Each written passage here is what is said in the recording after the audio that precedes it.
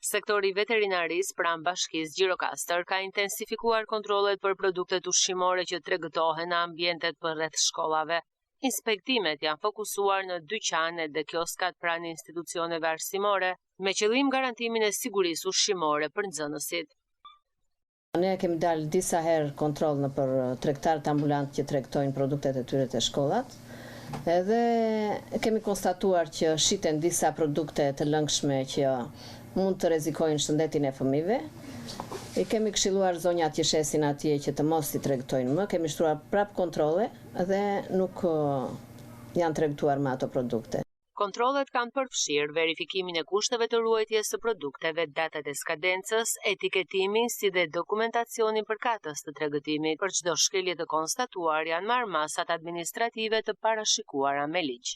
Produktet e tjera kemi kontrolluar skadencat, gjërat e tjera dhe kanë qenë në çdo gjë në rregull. Kemi shkuar në të gjitha shkollat e qytetit, pavarësisht që ne kemi ndaluar këto shitjen e këtyre produkteve me ngjyrus, me gjëra kështu që mund të rrezikojnë shëndetin e fëmijëve.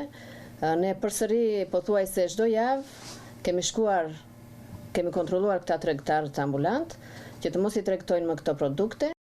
Kontrollet do të vijojnë në mënyrë periodike gjatë gjithë vitit shkollor, me synimin për të garantuar një mjedis sa më të sigurt ushqimor për fëmijët.